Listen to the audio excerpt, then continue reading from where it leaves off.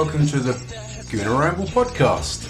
After our long summer hiatus, I'm back in the hot seat alongside Akhil, who'll be co-hosting today. And joining us, the man with the golden tones, Clive. How you doing, mate? You right? I'm doing good. Just back from holiday. Good man. Wait to get well started. Thank you. And Mr. I Don't Care Still Better. How you doing, Tim? You right? I'm very good, thank you. Thanks for having me. Good stuff. Just before we start, so Clive has just come back from holiday. Clive, was it an all-inclusive? It was an all-inclusive. Can't you tell by my cheeks? We can tell by the few pounds you put on, certainly. But yeah, good to be back. Indeed. Right. So today we'll be discussing the summer so far. The Euros, the Copas. We're talking transfers with the signings of Xhaka and Rob Holding. Also, a lot of other Arsenal-related stuff. Yeah. We're going to keep you in suspense. So we'll start with the start of the summer and the Euros. Clive, what was your opinion on the Arsenal players? Obviously, we don't want to go into England because when that's not what we're here for. Different day. But what was your opinion on sort of the Arsenal players that were in the Euro? So certainly someone like Aaron Ramsey, obviously Giroud, because she only went to the final. Mesut Ozil, certainly the players that got to that stages. Well, I suppose for many of us, it's the first time we saw Xhaka, right, in real football, apart from on YouTube. So we all knew what he was going to look like, but to actually see him in a game, really dominate a game and dominate by touches and support lines, that was good. But I often think, sometimes when we're looking at European tournaments, right, not everyone agrees with me, but I don't rate the standard of international football, right? So I think it shapes people's views incorrectly. And it's great to see Xhaka play well. Why? Why do you think that is? I just think the Premier League's now becoming such a big event. The quality of player and the balance of teams is much, much higher than international football. The Champions League, again, is a level up again. And I think we should look at these players and say, okay, that looks quite good, but let's not let it shape our thoughts and dominate our thoughts, right? So Xhaka was good. The French players were as we expect them to be. I thought Koscielny had a great tournament for a player that hasn't always been first pick for France. Yep. I thought he looked like the first pick main defender and played like it. So I thought he was great. And Aaron Ramsey, again, was playing in a role where he had less tactical responsibility and he could just run and roam and connect with Bale and really be free.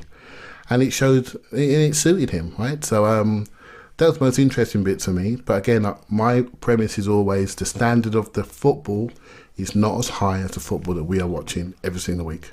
Yeah. And what was your personal highlight for either something Arsenal related, either a goal, or a performance, a moment even? I think the personal highlight for me was probably the Wales-Belgium game. I did not expect Wales to reach those levels, right? So I think playing Belgium was great for them because they knew all the players. They're Premier League players, so there was no fear factor there, right? So, but to go out there and deliver what they did, and those players to reach levels that they did, people like Sam Vokes, for example, right? So that's amazing, and that's a night in their history that will never leave them. I think that's a highlight for me. Yeah. Giles, see much of Xhaka? I did. I thought he was very good. Pretty much like Clive said, I think we get sucked into watching a tournament of 7 games and shape our opinions over those 7 games, those maximum 7 games. And it's very difficult to separate that from a 35 or 38 or 40 game season.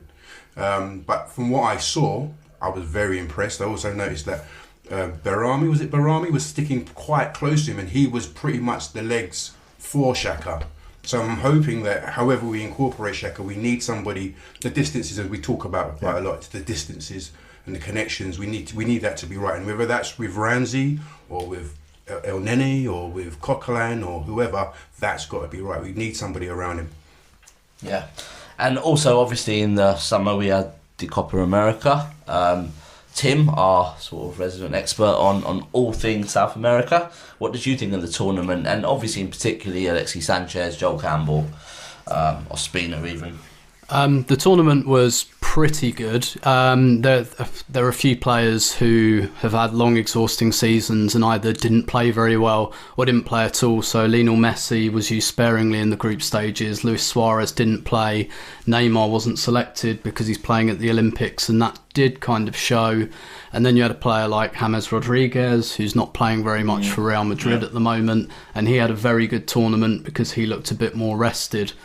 In terms of the Arsenal players, the 3 Arsenal players there, David Ospina had an excellent tournament, for my money should have won player of the tournament. Wow. And for Colombia at the moment, so Colombia have shed a lot of their experienced players like Mario Yepes. They don't bother with Jackson Martinez anymore. A lot of their more senior players have gone, and so what's happened is James is the captain now and Ospina's the vice captain. And with that this was the first summer where he was really one of the leaders of the squad, and they put a lot of young players in the squad to ready them for the Olympics, and Ospina just seemed to revel in that responsibility. And maybe that's, when he plays for Arsenal, when he gets a run in the team, he really, really starts, after 4 or 5 games, he really, really starts to look a much better goalkeeper. And I think that may be why he's chosen to stick around this summer.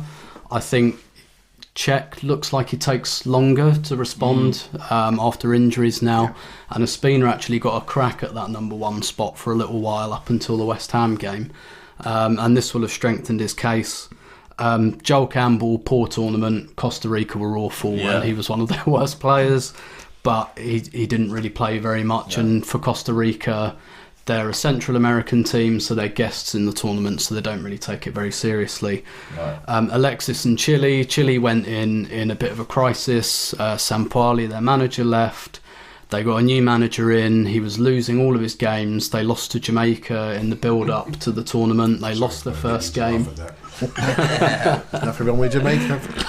Well, Usain Bolt will make it all okay next Monday or whatever it is. But then, actually, what the manager did was he changed the formation a bit, and actually Alexis usually plays kind of as a roaming number 10 behind Vargas for Chile. He changed that. Just to say, Tim's doing hand gestures to show us where Alexis plays, and he's kind of indicated he played as a number 10 with a sort of a vertical line. Yeah, well, you all know what Alexis is like, right? Like, he doesn't stay in one place, so he kind of had a bit of a free role behind Vargas, but the manager changed to a 4-3-3 and stuck Alexis on the left, so actually quite similar to what he's done for the majority of his Arsenal career. And actually that worked really, really well for him, and it worked really well for Chile, and they went on to win the thing, which actually turned out to be a huge surprise, because I know they won it last year, but they were in much better shape last year. They were on home soil. This time they didn't really have any of that. They lost a couple of players to injury, particularly key players in their midfield, like Aranguiz wasn't there. They lost Matias Fernandez as well, and so it turned out to be a massive surprise to see them go on and win it. I actually thought they'd have a really poor tournament, and that's great for Alexis.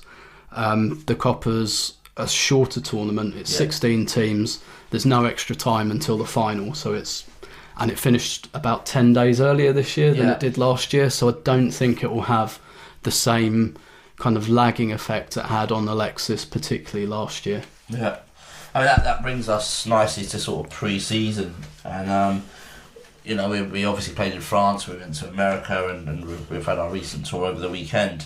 I mean, what's been your view, Giles, on our pre-season? It kind of started slowly, and it's I've got to say that the Man City game I really enjoyed. I thought we looked good offensively, but what did you? Which, from what I can see, we're sticking with the same shape. That's for sure. At the moment, yeah. I didn't really watch too many of the pre-season games apart from the Man City one, and for me, pre-season is about getting your fitness up, making sure people know where they're supposed to be. Plus past your bedtime as well, isn't it? Getting on a bit. Yeah, well, not as much as Clive, but but yeah, the Man City game looked good. I think the game before, the Norwegian team, that was a game Viking, where I was actually really impressed with Santi coming back. It was great. Even though he played at number 10, he didn't really. He looked a lot more comfortable when they put him back 10, 15 yards in the second half. Second half, yeah. First half of that game, he was still spraying balls out, but coming back, setting him back 10, 15 yards in the second half. That he just sort of like just opened up his whole world, and then we saw really he's not a spent force, and he's definitely got something to say about playing that number 8 role. The Man City game, I think early on I was a bit worried, and I think Man City scored first, but the game, as we got into the game, we were saying off air, Alexis looked really good. He looked interesting as a number 9 and connected well with Theo, and it looks like more or less that's going to be our team going into the Liverpool game.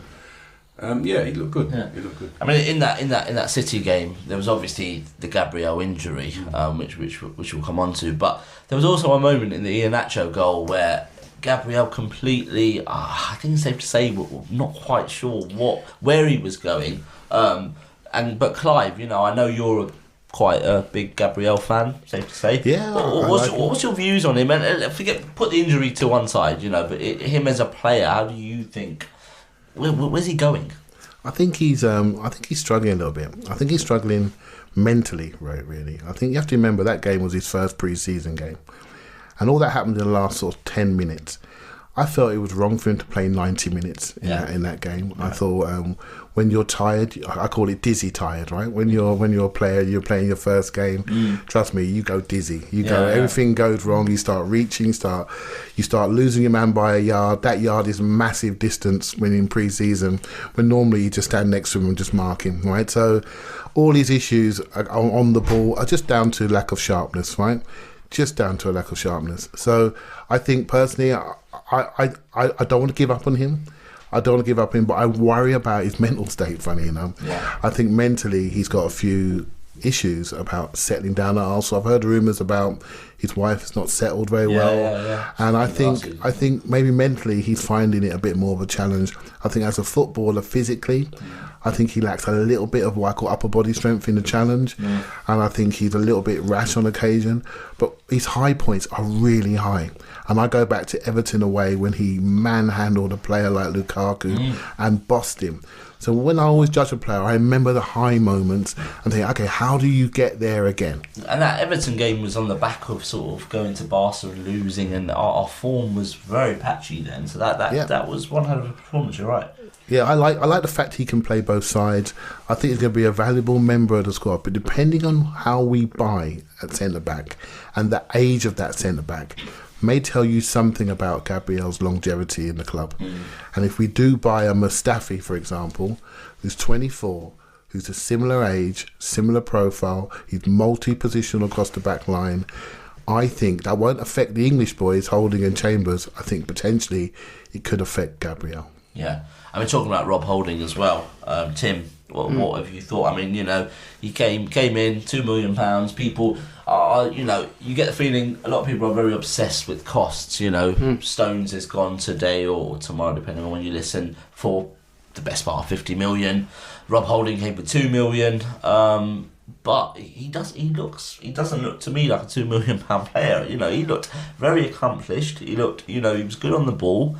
Okay, the opponents weren't, he wasn't playing against Lionel Messi or Cristiano Ronaldo, but, he looked very promising. Yeah, I think so. I think he looks, and it's quite interesting that Wenger's married this up with comments he's made about scouting the lower leagues a little bit more, and actually they seem to have been influenced by Leicester, and I think some comments have been misinterpreted, so they're not just trying to replicate everything Leicester have done. What they're saying is that actually everyone's got money now. So other things give you those marginal gains, and scouting well from the lower leagues can give you one of those marginal gains. I didn't see any of him at Bolton at all, so I've got very little to go on. He looks like very good. Yeah. Looks. They got relegated, to be fair, but he was still their brother. Low bar, but he looks like a very good profile.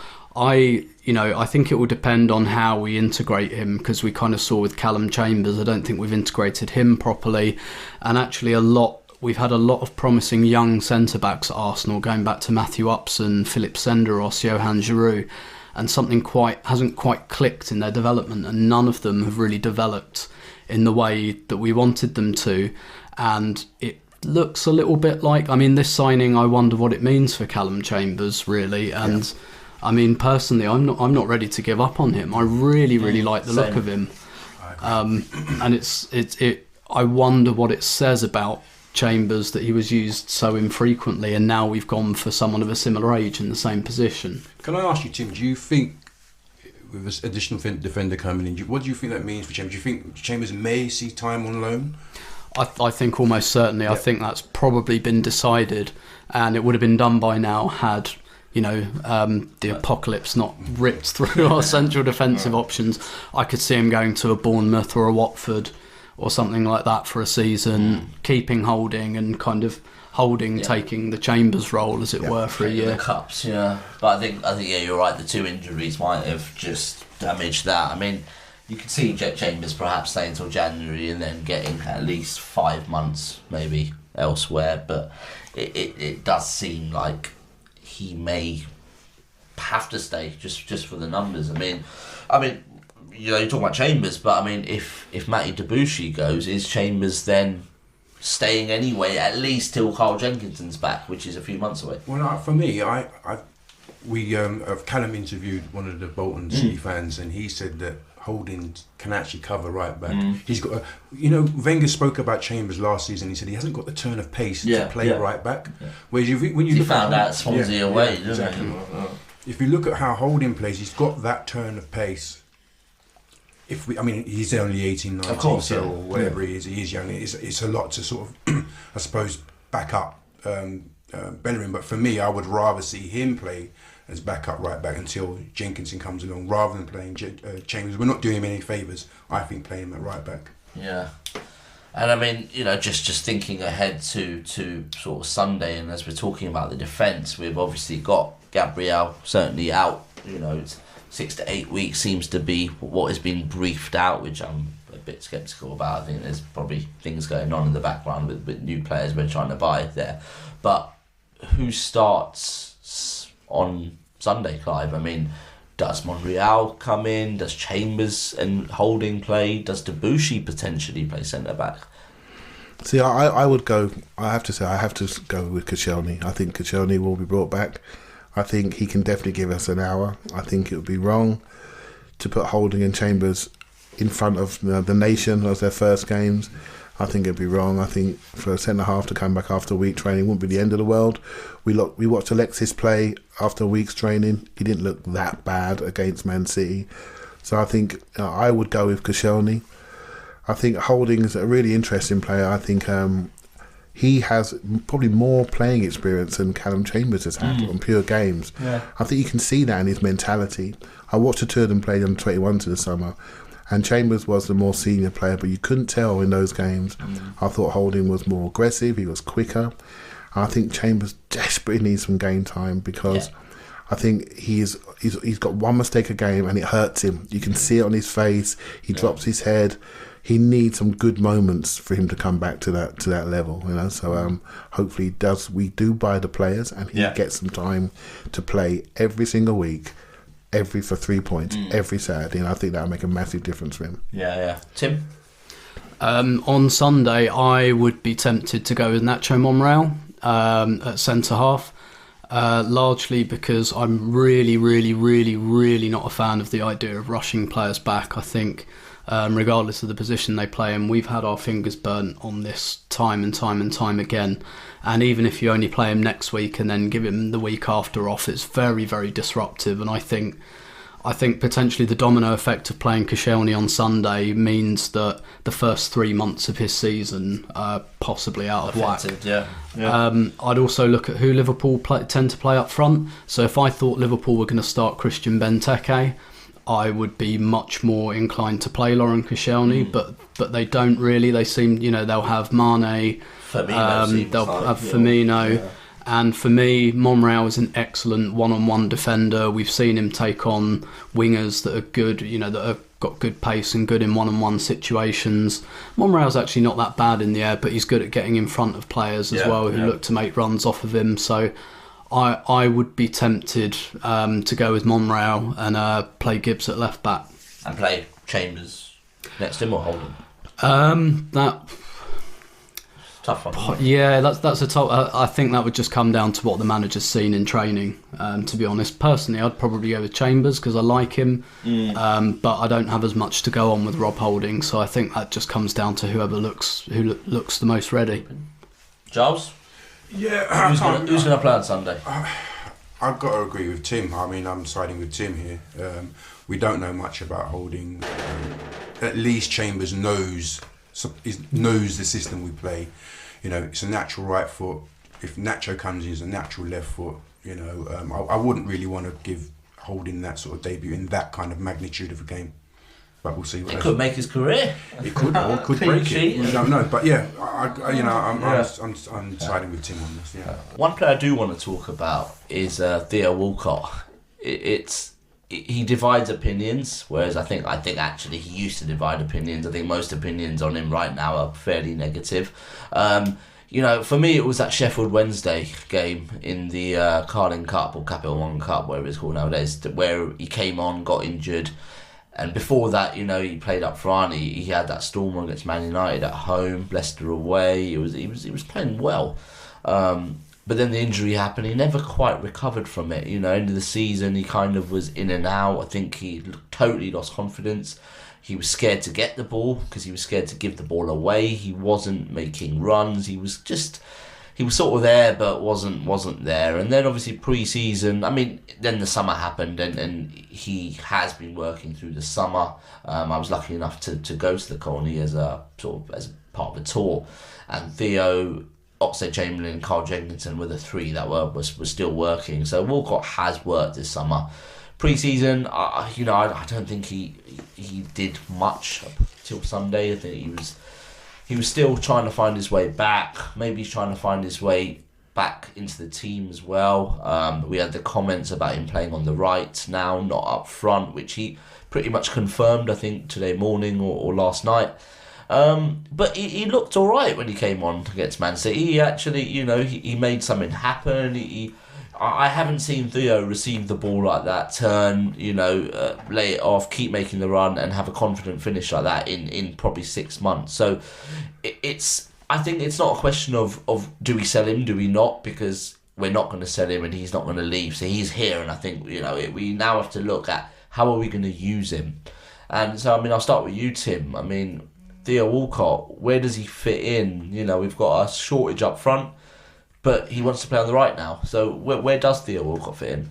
Well, it's a bit weird because I'm certainly not his biggest fan by any means. I've thought in the past he can be useful in certain situations, but I do think that medium to long term, we've come to a point now where he should probably find another club and try and do something else with his career. As you say, that's not going to happen, and actually we haven't got the liberty to make that happen. Where he can work, and what I thought was really interesting about the Man City game is Theo worked very well as a number 9 with Alexis coming in off the flank, where they almost play like a front two. And something I would like to see in the opening weeks of the season, in lieu of Arsenal actually signing, a top class number 9, I really like the idea of Alexis in the number 9 spot and Theo Walcott out wide, because I think the pair of them, whether you put whoever you put in the number 9 and whoever you put wide, they almost play like a front two and they play off of each other, and I think they bring the best out of one another in that scenario where one is central and one is wide, particularly with a player like Alexis who's going to wander, who's going to come out of the number 9 spot and he's going to kind of come back and get involved in the build-up play. And you've got a player like Walcott who I think at his absolute best is coming in off that right flank, running onto through balls, and if you've got Alexis kind of occupying the centre halves, then that gives Walcott some space to run into. So as much as I'm fairly down on Theo Walcott, I would start him on Sunday. I'd put Alexis number 9, and I think if Alexis is number 9, then Walcott is a better option than Chamberlain or Joel Campbell, just because I think those two potentially have a good partnership in that kind of dynamic. Clive, you've talked about his mental sort of aspect, and I think we had a podcast around that sort of last year, and that's what I meant by we can talk about it all day. But this summer is he showing signs of not accepting? You know, I think that was the word you used last year, that he's sort of accepting not playing and not being the best he can. Is he? I know he has to prove it on the pitch, but off the field, is he showing it, or is it just sort of a short-term reaction to how the season ended for him? Well, firstly, on the field, and the Euro, and not making the Euros. Yeah, I mean, on the field, I think I agree with you, Tim. I think he offers a penetration. I think similar to how Vargas and Sanchez play that sort of front two option. I really think where we are right now, I think he almost warrants a start. I do think Theo Walcott does really split my brain on him, right? Because I can see it in your face, mate. It's just the reason why I think Wenger's been here 20 years, and there's a real danger that his second 10 years is going to be based on two real items, right? Financially, how the club was run, and Theo Walcott. You know, that epitomises the youth project and the Colney Crash aspect, right? The fact he can basically speak about, I want to play centre forward, I'm going to end up as the forward for 5 years. And then when he gets there, when he should be playing up front at a time we desperately need to play up front, he decides to say, well, I don't really fancy that anymore. I now want to play on the right. And I often talk about Arsenal being as big as we are. Now, when you are a big elite organisation, that type of conversation cannot happen. You should be lucky you're in the shirt, right? You should be lucky that you've been allowed to stay at an elite club for 10 years, right? And, you know, I don't want to be down on a player, but sometimes in an organisation you have to do something. You have to sell somebody before they're ready to be sold, to send a message to the rest of the squad. I'm not saying picking on him particularly, but the fact that's allowed to happen tells me something about the environment that's been created. And I was just touched on earlier off air, like basically those comments that Wenger mentioned about lower league players and the hunger, I think they are incredibly insightful comments if you look at them closely. What he's actually saying to me is, I have this environment and I'm now questioning the environment that I have nurtured over 20 years. And I have a group of young millionaires that I'm now questioning some of their hungers, and I'm now looking at players who've come up a harder way. Now, Theo Walcott's come up the red carpet way. He's been a superstar from a youngster. He's hit Arsenal at 16, World Cup at 16, hadn't played a game. Everything's great. He hasn't gone to tournaments, unluckily. He's had just enough purple patches to earn his contract. And now, for the first time, something's gone wrong. He didn't get picked for the Euros. England have had enough of his inconsistency. Now he's working hard, right? So he has got a huge year ahead. He has lost a lot of trust with Arsenal fans, and he needs to do something real quick, because I feel at the end of last season, there was periods in games, and you all go to games, that the fans were laughing at him. They were laughing at his play. They were laughing at him running into places where he can't receive the ball.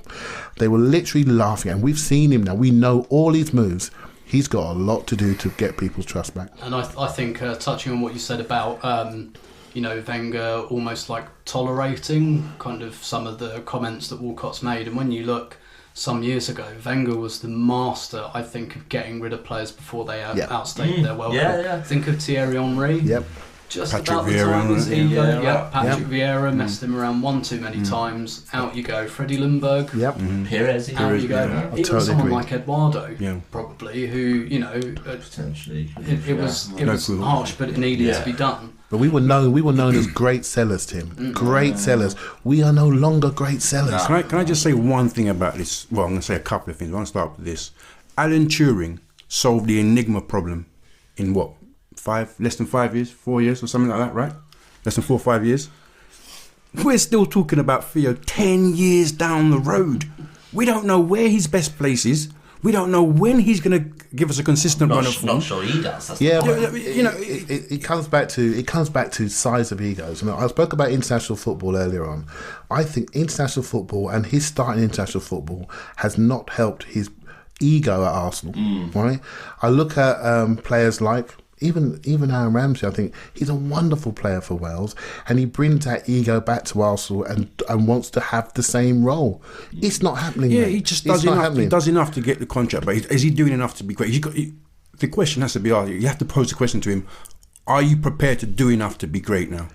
Well, because if you're not, then you need to get on your bike and go. He might look young, but he's a 27-year-old man that's been at the club for 10 years. He's a long-term player. And he's now a father, right? Yeah. So he's now, as far as I'm concerned, he's a fully grown adult. Yeah. And he's responsible for his football and what he says off the pitch. I did wonder when those comments came about going back to the right, is that indicative of the fact that a striker is coming and he's now trying to reposition himself? Whereas he realised, actually, this is not working for me tactically or football-wise. I need to go back to what I know. I'm split on that, really. But in the end, it doesn't matter what I think. It's about what he does on grass. Yeah, absolutely. Right? I mean, if it's the latter, you can kind of think, all right, well, he was wrong. He thought he was a striker and he wasn't, and he was wrong, and now he's going back to it. But you're right. If it's because he knows a striker is coming in, then that says something else about his mentality. That says that he still maybe thinks he's a striker, but doesn't think he's good enough to either compete or doesn't have that fight in him. So it's two different things. And you know what? I think we will touch on it, or these guys touch on it. But Wenger is very complicit in this. You know, he's really. I remember Ian Wright said at the beginning of last season, Theo Walcott should have been made a striker at 21. Yeah, he should have been played through the middle at whether you like it or not, Clive. He should have been given a chance at 21. At 26 to be given the role of striker, where you've hardly played that role. When Robin van Persie was sold, do you think that was the that could have been a moment? Because do you remember before he got injured? I think the Achilles injury when he played really well against Tottenham. He looked like a player in form. I think that was Ozil's first season. The connections he made with Ozil. The cushion, wasn't it? I like him as a roaming forward, right? He's a roaming forward.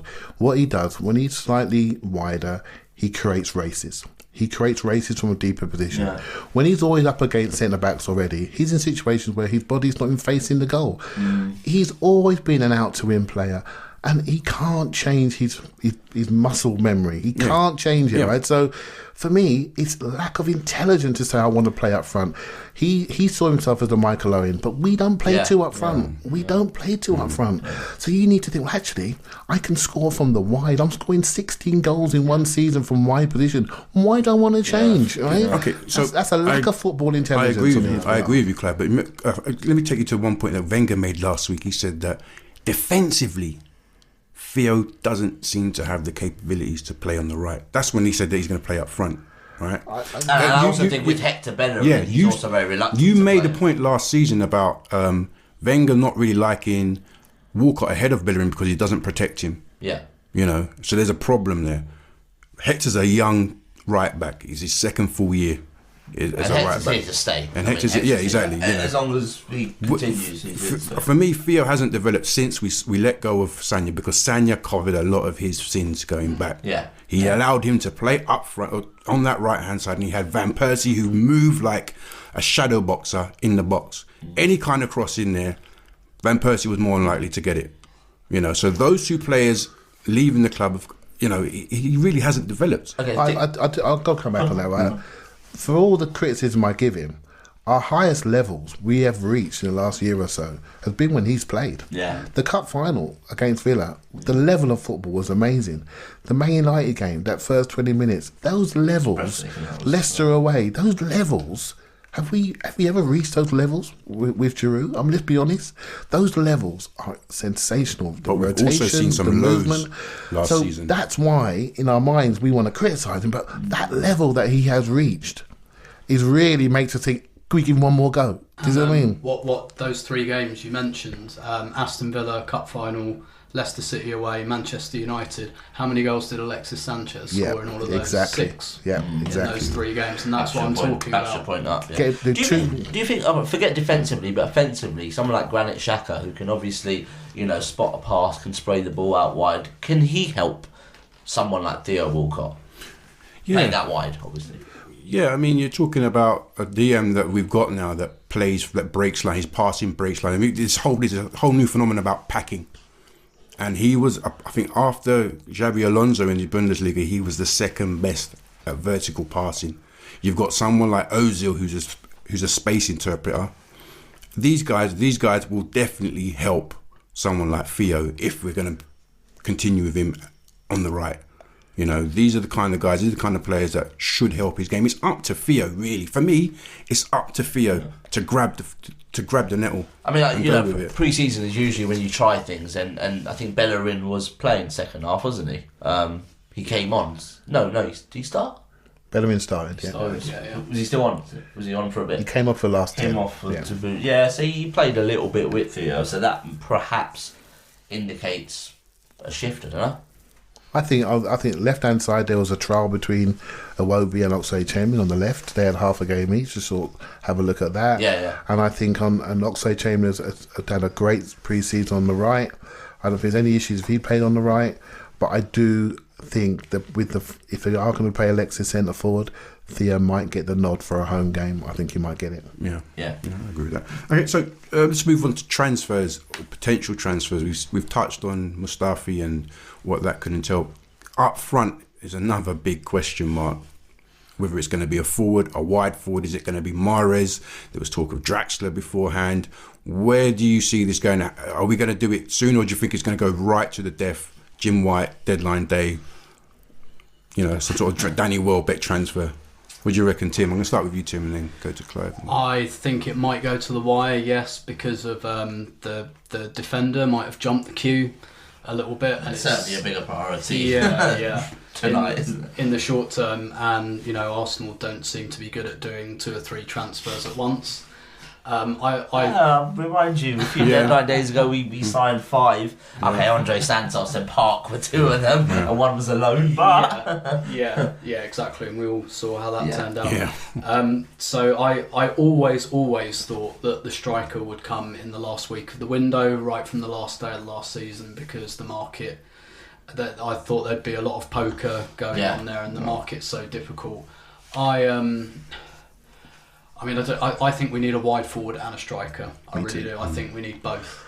How we prioritise the budget there, I think if someone like Mahrez is up for grabs, I'd pay the money down on Mahrez, and I'd perhaps go for a slightly more quote-unquote budget option up front. Yeah. If a really, really good striker comes available and, there's a less attractive wide option, just twist them. It's just how you distribute that budget. Whether that happens, I'm not really sure. I think we'll definitely get a forward in, and I do think it might happen in certainly the last 48 hours of the window, possibly deadline day. It might have been going on for a couple of days, but get it over the line on deadline day. I think that's what will happen.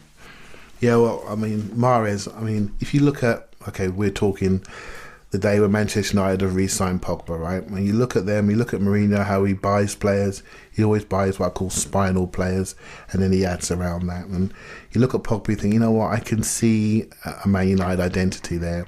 When I look at Mahrez, I see an Arsenal identity. I see a player. When we moved to the Emirates, we had Thierry Henry and he filled up the seats. I see a player that's got the potential to nearly go to those levels. I really do. I think he's a superstar in the waiting. I think he could. I think he's a Barcelona, Real Madrid level player. I think if we can get him for 2-3 years, I think he would absolutely transform the atmosphere at the stadium.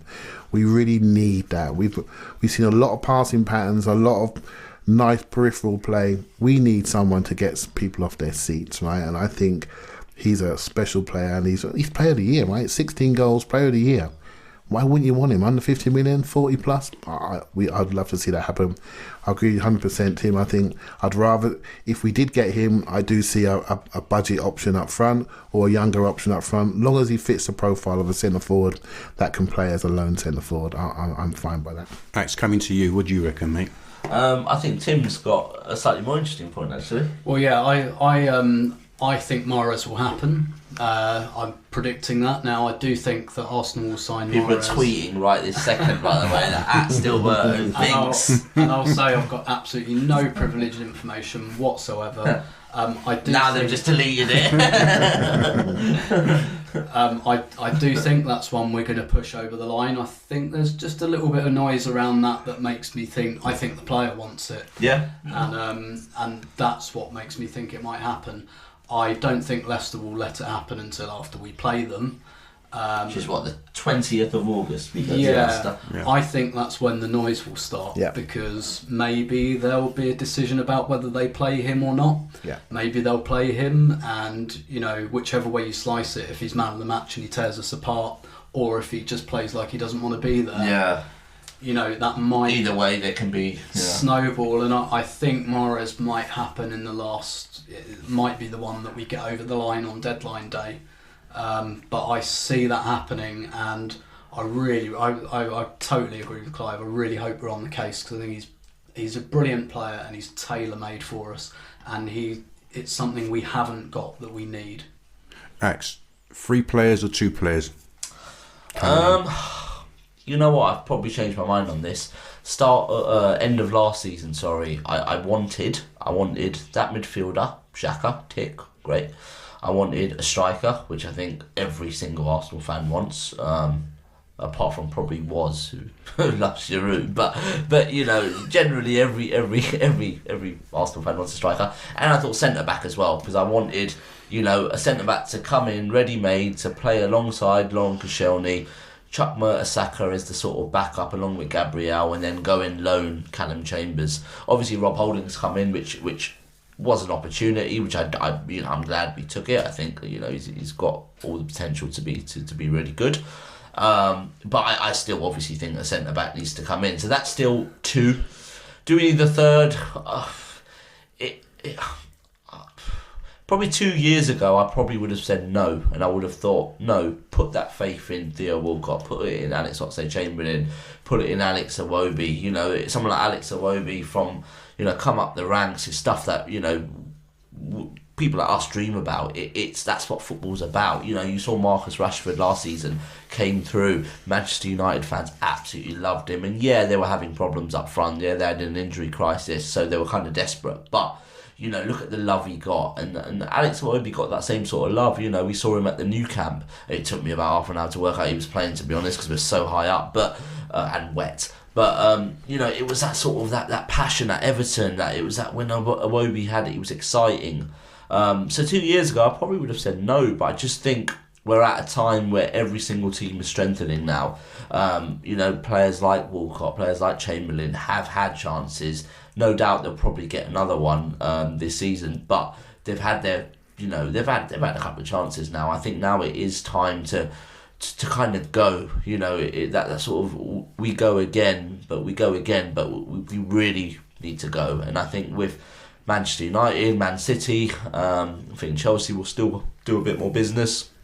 Spurs have been maybe slightly quiet, but I really do think this season's going to be very competitive, and I think for us to win the league, do we need to buy 2 or 3? I would say it's 3.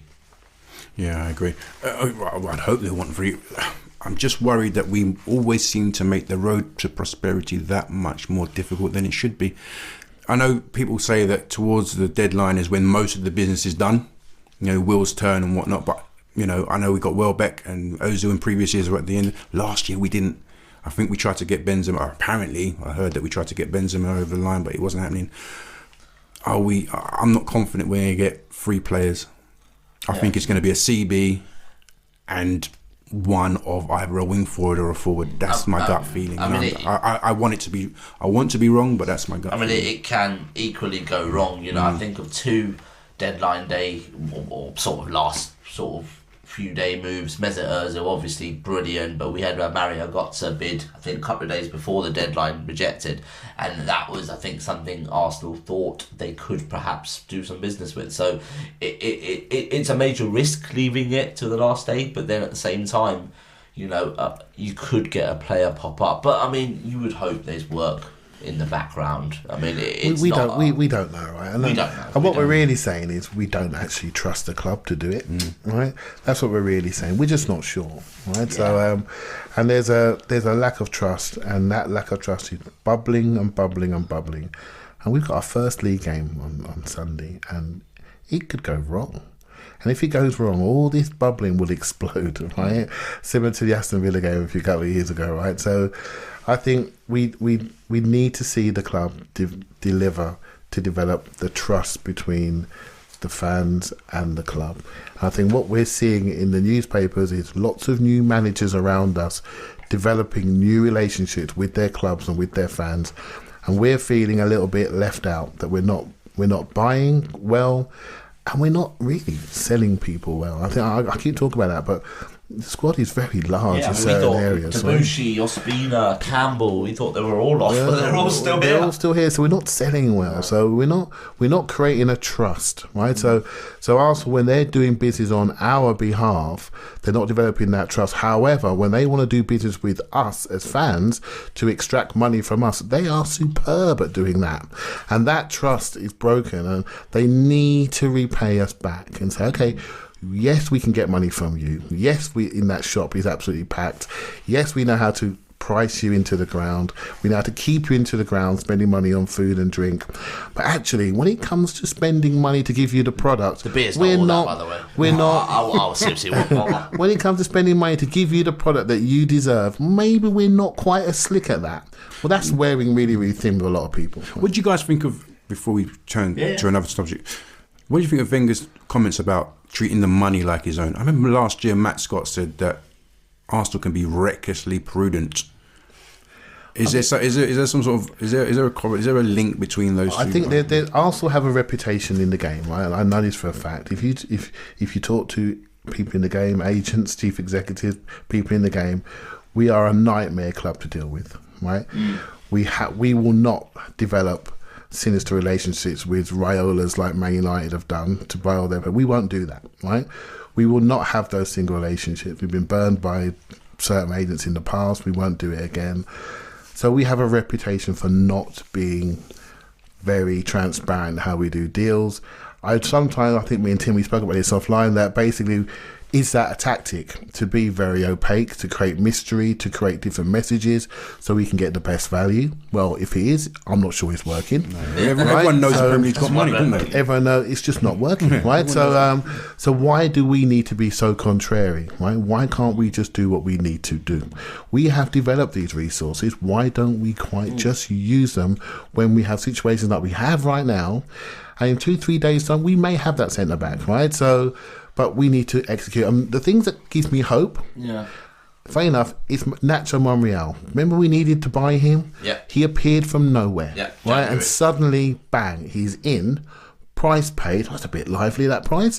He's in, comes in, plays brilliant, right? So we can do it. We can do it when we want to, right? Yeah. So that's why I go back to that.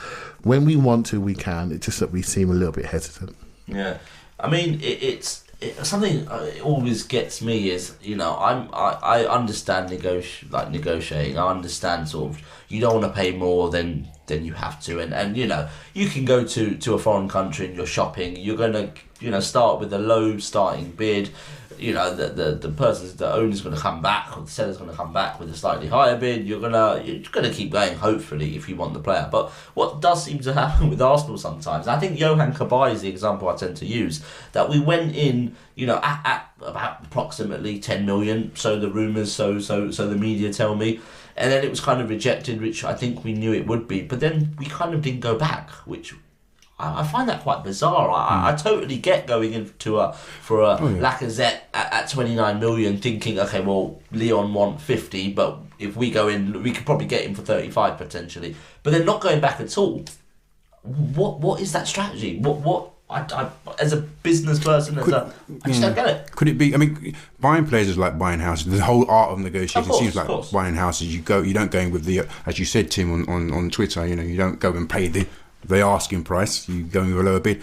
I wonder if Mike actually went back to Wenger and wrote him a very stink text and said, maybe 10 million won't even give him one arm. Yeah. So you're going to have to pay 20. So it could be that like the Suarez probably. I mean, it was so bad that Liverpool were just up on their two. I don't know, this kind of cat and mouse game we're playing with Olas and Leon. Maybe it's the case of. But you guys said before, I don't know if you said it offline or earlier on in the piece. Does Wenger do Arsenal fancy him that much to pay that money? Because it looks like it's going to be in excess of 40 to get the guy. Seems like a very expensive backup option. So. And the thing is, with the arbitrary deadline coming up, how desperate are we going to be or not desperate are we going to be to pay that money? It's the first 2 games I think will shape that. 6 out of 6 points, and you know it's a different mindset, isn't it? But if you've got 1 point or I hope not 0 points, I think we got to stop. We got to calm ourselves a little bit, right? We're calming down. We've got to calm down. We're going to calm down. And I'll tell you why, because in all those pre-season games, right, and you all watched them all, right? Well, I watched them all. I did not feel for 1 second we were going to lose any of them, right? And I'll tell you why, because our technical base and our fluency is really, really positive, right? It's really, really good. Our technical base is way better than City's at the moment. It's going to be way better than Liverpool's at the moment. Their emphasis can be really high. They're going to try to play in areas where they don't want the ball to be, which is going to be near our box. And we're going to counter-press them. That's why I think Coquelin started against City. Yeah. I think potentially he will play. I think we're going to counter-press him. I'm not concerned about how we're operating at the moment. I think we're in good shape. Now, we're getting caught up in watching the game through what I call the prism of individual players, right? So we want Lacazette. So now, to so many Arsenal fans talk about Lacazette. Why? You know, how many of them have seen him live, right? So why is Lacazette now driving the mood of the club, right? I don't agree with that, right? I don't agree with it at all. Yes, we need a certain profile of player. We need a forward. We need a centre-back that probably can play both sides, right? Because Koscielny's bound to have a dip. He's had an amazing summer. He's bound to have a dip. So we want someone who can play left and right side. That's what I'm looking at, right? So I want a forward who can replace Giroud, and we don't think we've got to change our style of play too much, right? So because he's got the attributes to hold the game. Exactly. So we've got to stop looking at the game for the prism of individual players. If they don't happen, then what? Okay. We'll sort of move on from that. But something you mentioned, Francis Coquelin started on Sunday against Man City. So by what you just said, I presume you think he'll start against Liverpool. Is that? I think for Liverpool game he will start. However, probably the most impressive player in the whole of pre-season has been El Neni. So what's your so that's the next question. What's your central midfield on Sunday? So you know you're sort of 2, and then maybe you're number 10. I think Wenger will play Ramsey at 10. I think he always plays him. Yeah. I don't think Santi's quite fit enough yet. And Wenger hasn't. And he's not quite fit enough. But when he was fit and he played his game, the first game on the Friday against Viking, he was superb. Yeah. But you could see by the Sunday he was carrying some suitcases around, right? So he wasn't moving. That's just the load. That's just the effort of him not playing many games. So I think Ramsey will play, and I think Coquelin will play. And I always like Coquelin at home games because we can get a little bit excited going forward, and Coquelin just polices and he just stops the counter. Images of Monaco at home, and plus, and what he has for home games, he's quick. So Liverpool gonna want to counter us, and he's quick across the ground, and he counter punches them. So I think even though El Neni has been spectacular, I think Xhaka will play, and I think El Neni will come on much like we saw on Sunday, and Coquelin will probably start. Yeah, I agree. I think we might see Coquelin start, and I think the starting lineup against Manchester City was the evidence of that. Yeah. I think you make a good point there about the counter press, and actually something I've written about a bit over the last few weeks is I think that Granit Xhaka has been bought because he passes through the lines, and basically he'll be the supply line to Ozil. So that takes Ramsey. That means he doesn't get bogged down in the build-up play, right? But actually the same applies for Coquelin. Yeah. So the weakness of Coquelin is that he doesn't... Yeah. He's not a passer of the ball. But if you've got Granit Xhaka there, passing straight to the number 10, then Coquelin... He's a policeman. He's that, you know. So it's a more defensive version of what Xhaka does for Aaron Ramsey. Yeah. Okay, Giles, then... Okay, fast forward. That's fine for Liverpool. Then you got Mesut Ozil to come back in the team.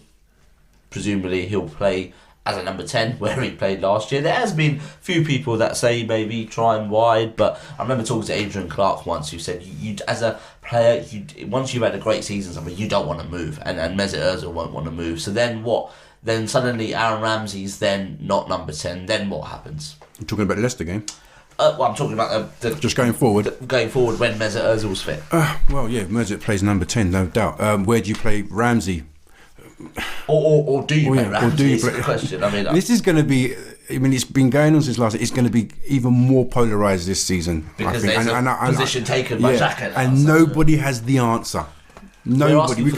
We can all give theories. Yeah, but no, for me... Just give us your opinion. I don't know. I think it's horses for courses. Leicester game, you might want somebody who can be a bit more dynamic going forward. You might not want Coquelin with Xhaka for the Leicester game because you might want to open them up. But you've seen how Leicester have become quite vulnerable to teams like Barcelona who pass quickly. Man United passed a bit quick, they allowed Leicester to have more of the ball, but they passed through them a lot quicker. So I don't know. I'm not sure. I'm going to give this to Clive and Tim. Fair enough. I mean, you're very similar to Theo Walcott, like, you know.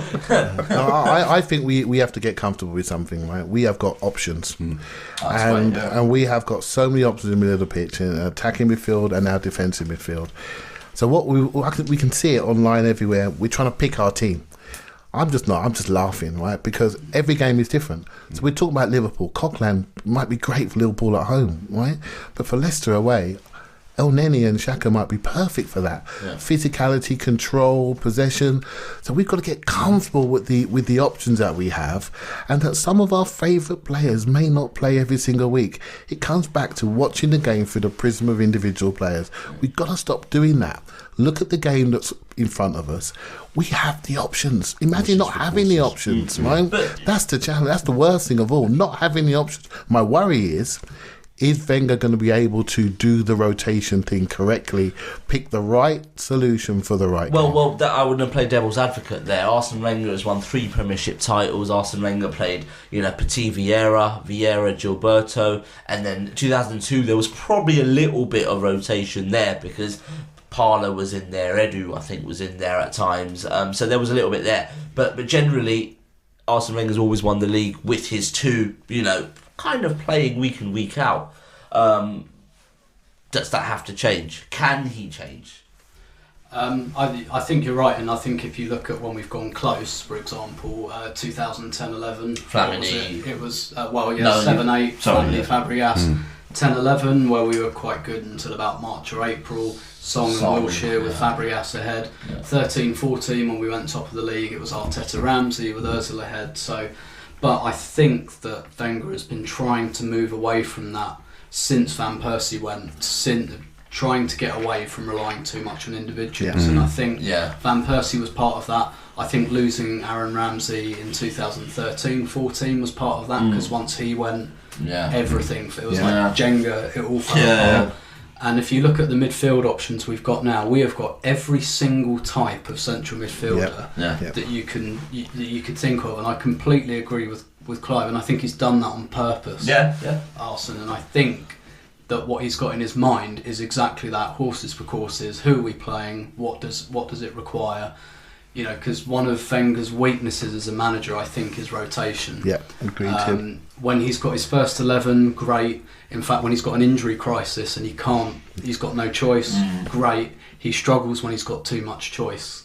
And that's what's going to be really, really interesting, because he's got that choice now. And I think if he uses it correctly, and if he's ruthless, like Clive says, like that, then I think it's perfect. But I think what will be interesting is whether he's ruthless enough to go through with it. I tell you, it's a really important point, right? In the day, football's changed from those days, right? Absolutely. Where we are now being analysed, massively being analysed, right? With those options, we're going to be hard to analyse. We're going to be hard to second guess. They don't know who's going to play. I mean, I'm looking at Man City and I can analyse them, right? What they're doing with Kolarov is what he did with Alaba, putting a left back in the centre back. So he's got a one-on-one defender who's good on the ball, that can move and a bit more flexible. I'm starting to read his game. We all read stuff on him. Now we've got these options, right? Is he going to be strong enough to drop one of his favourites for the right game? Will he do it, or will he keep playing them until they break and then put in the other option? And I'm afraid he's done the latter in recent years, right? So, I mean, he would have to change to do what you're saying. He would have to change. I mean, Giles. I mean, let's try another question. As you well, I kind of gave him the actual inspiration by saying he needs horses for courses. So, cheers for that, mate. Cheers. So let's throw that in there. Right? It's worth the entrance fee alone. It is. Out wide, we. I mean, let's put. If you know what, did sign Mahrez, but at the moment with the team as it is, Walcott, Chamberlain, Alexis potentially could play up front. Iwobi, who starts on Sunday out wide at least. you go, what did he start with on Sunday? He went Theo wide, didn't he? And No, he went Chamberlain right, Iwobi left, Sanchez middle. Then Walcott came on second half. All right, so I'd, like these guys are saying, probably go Theo wide on the right, go Iwobi on the left. So you got Sanchez on the front. Yeah. I mean, what I'd like to say is Wenger found Iwobi was the flavour of the month for one period last season, and then he overplayed him to a point where he was ineffective. Is that because the confidence in others was so shot that Iwobi was actually a bit of a breath of fresh air? Because when we were at the game, I can't remember what game it was, but then you said when Welbeck came on, he changed it. So what happened was with Iwobi last year, we discovered this partnership between Iwobi and Welbeck, right? Yeah. It just sort of, again, we fell onto it, Tim. we fell onto it. It was Barcelona away, wasn't it? And basically, they were tremendous together. And then he broke that up. Right, he started to. Maybe was nursing Welbeck for the knee injury, so he broke that up. There was definitely a bit, and that affected Iwobi's form for a little while. But he played him through it, right? And I have to say, I rewatched the City game again, and I've got to say, Iwobi is a very special player, right? He really is a special player, and he has got the attributes that we want to see in an Arsenal player. And there are players that are deemed to be on a pedestal in this club that are not producing what he's producing. And he's actually delivering. And I think, it's a real 50-50 between him and Oxlade-Chamberlain at the moment. But that's okay, right? They offer different attributes. Oxlade-Chamberlain is much more dynamic. He's got a short step, agile dribble, and he goes past people. We're going to need him at Leicester, for sure, right? We're going to need that type of player. But for a home game, Iwobi on the left, I like it, right? He's a goal scorer, and right now I'm conscious of the fact we have not got Giroud out there. We haven't got a main forward, so goal scorers like Ramsey and Iwobi and Theo around Sanchez is a smart idea. I tell you what, I've got another question. We saw Iwobi break through last season. During this pre-season, what you've seen from the youngsters and what you've heard about the youngsters, who do you think, or do you think there's one that could probably break through again this season? Let's start with you, Tim. You watch a lot of games. That's really, really difficult to tell because most of these guys come through because of injuries. So it depends where you pick up the injuries. So Bellerin came through because of injuries. Iwobi came in partly because of injuries and partly because all of our kind of creative, technical players were out, and we just really, really needed that type of player. I think at the moment, in lieu of signing someone like Mahrez, Iwobi's in my starting 11 because I just think we desperately need a player like that. And that's another reason I'm keen on Mahrez because then it allows Iwobi to options as well to develop a little bit better. So, I mean, I know there's a lot of noise around Chris Willock. He, maybe this season might be a bit too soon, but he could be one that starts to kind of come onto the scene. But it's so difficult to tell because largely it will depend on where we get the injuries. We could lose Alexis, Walcott, Giroud, and Chuba Akpom goes up front, and he's the next Harry Kane. He's the next Marcus Rashford. You don't know, but. I actually think someone like Jeff has got. Yeah. I mean, he looked the part when he came on, but he's competing where we've got the strongest. Even 3 injuries doesn't get him on the bench. But then he's probably about as close to the team as Joel Campbell was this time last year, and now Joel is a bit higher in the pecking order. But Jeff's obviously made that step to be a first teamer this season, which will be interesting to see where he actually plays. So I'm really encouraged by this group we've got at the moment. Right?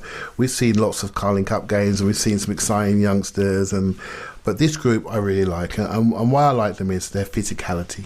Right, so if you're looking at Jeff, he's like 6'1", 6'2" already. Right, so you look at Iwobi, he's got to be in double XL shorts, right? He has got a backside on him, and he's boshing people off in the challenge all the time. So he's not intimidated at all, right? If you look at these youngsters at the moment, they are strong.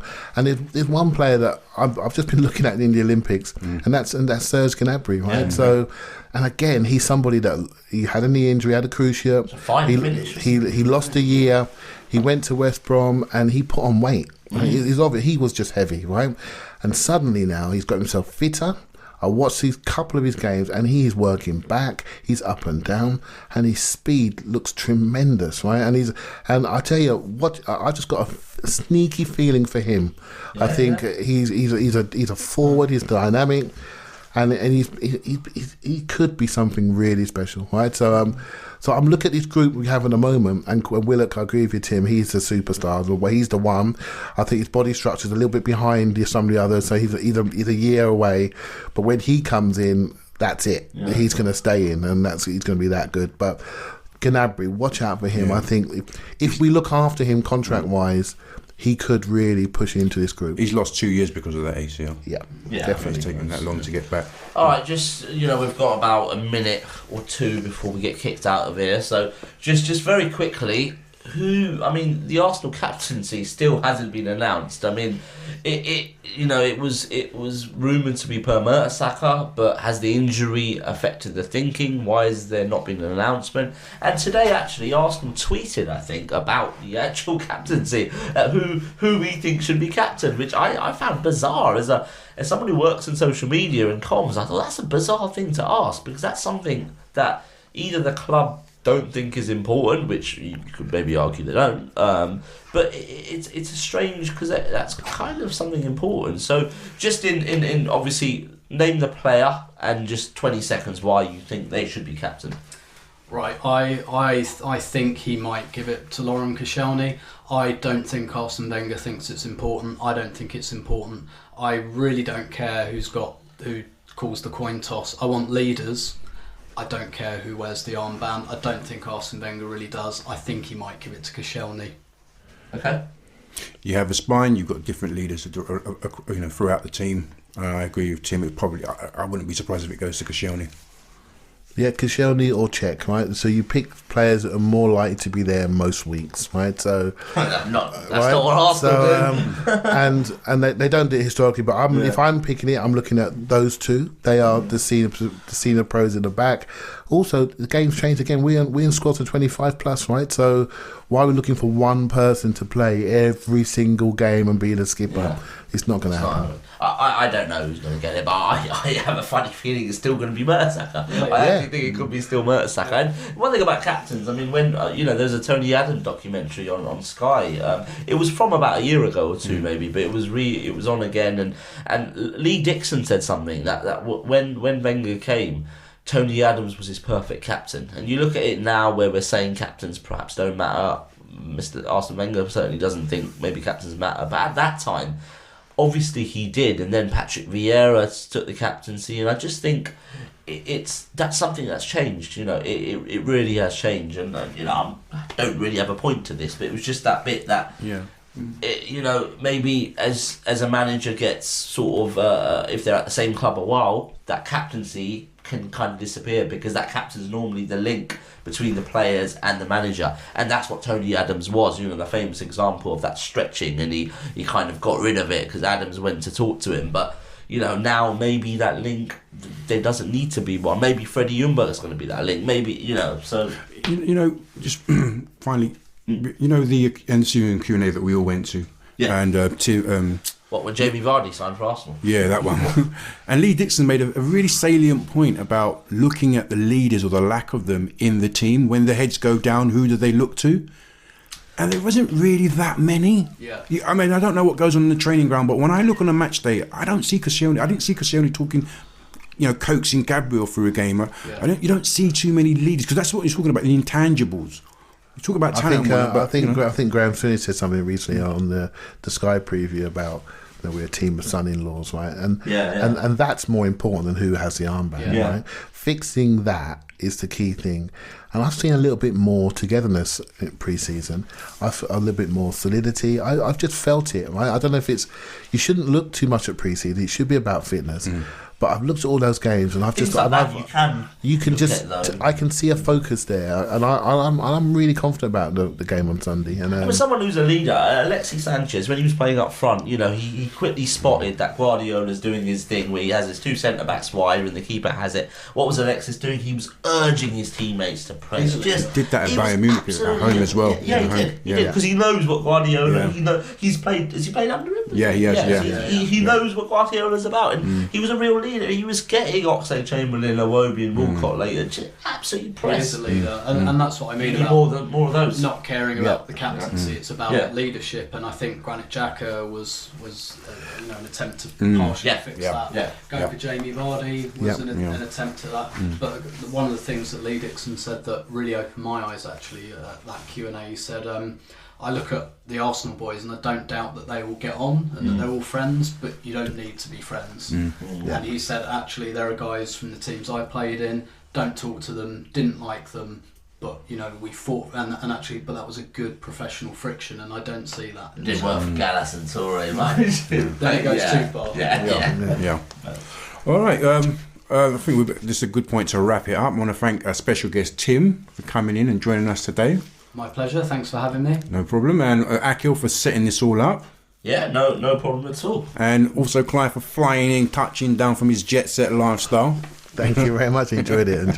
Well, we're now off for Jaeger bombs on time. Yeah, indeed. So join us again throughout the season. It's been a Gooner Ramble. Thank you and good night. Up the Arsenal.